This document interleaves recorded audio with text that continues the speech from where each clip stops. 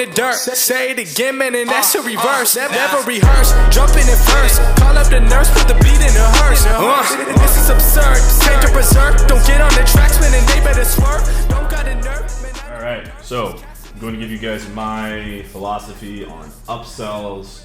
There are a million apps in the Shopify store, the Shopify App Store, on upselling, bundles, all this stuff, and the majority of it goes it's very counter to my theory of buyer psychology when it comes to dropshipping, the types of customers that we're dealing with.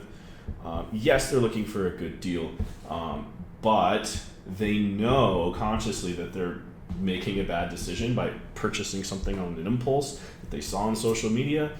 And so every time we interrupt them during the buying process, we reduce the conversion rate. Okay, so we don't do any pop-ups in our stores, none of that, like subscribe to our email list, none of that stuff. I'm trying to close the sale as fast as possible. We typically don't do long form descriptions. Kind of depends on the product, but most of our descriptions are pretty short because we want the buying process to be short and sweet, and we don't want to give the customer any time to second guess their impulse purchase.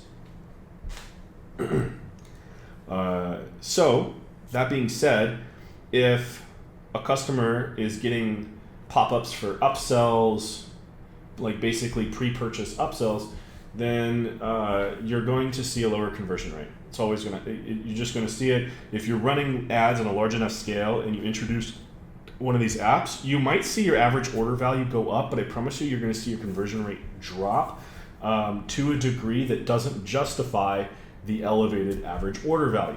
Okay, you have to make sure you're looking at all of the stats together to formulate, what's the right way to do things. Just because your average order value went up, this is what all those apps, they like to promote. Okay, they're not going to talk about whether or not the customer's overall net profit went up. They're going to talk about the average order value going up. It's like, yeah, but their conversion rate dropped by 20%, and it doesn't justify the increase in average order value. So you got to make sure you're just doing the math, guys. It's just a lot of this is just simple math. And testing and split testing and making sure you're looking at the data, not being lazy, not buying into the hype of different apps. And one of the most common upsell apps is a post-purchase upsell app, and it's called One-Click Upsell. Okay, I've done over $1 million in revenue with One-Click Upsell because I used it early on in my career, and I did a lot of back and forth with that service. I would use it for a month and then stop using it, and then use it for a month and stop using it, and eventually the data became clear that it did not justify the increase in average order value because it actually decreases the conversion rate. You say, how does it decrease the conversion rate if it's post-purchase? And the reason for that is because One-Click Upsell's checkout does not take place on Shopify's native checkout.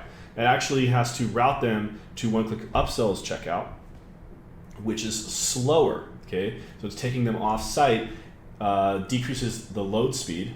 Okay, decreases the time, the customer's basically time between seeing the ad and checking out. It lengthens that. Okay, and every time we lengthen that time, our conversion rate is going to come down.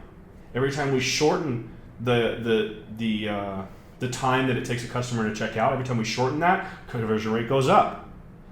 So because One-Click Upsell directs them to an off-site checkout, it increases the amount of time it takes the customer to actually complete the purchase, which decreases our conversion rate, and it actually decreases it enough to not justify an increase in the average order value. All right, so hopefully that makes sense, guys. There is another app out there that we use for post-purchase upsells, and I do talk about it in the course. If you want to know what we're using for upsells, you're going to have to get into the course, guys. I'm sure you can do a little bit of research and figure it out, but I'll save that piece of valuable information for my students. But at least you understand the psychology here. You understand why we do things the way we do them, why we focus on speed, and Don't just buy into the hype, the stats that you see in the Shopify App Store. These guys that's all business guys. They're just trying to sell you a product. You got to make sure that the results that are delivered actually make sense for your business. And in this case, almost all of them don't justify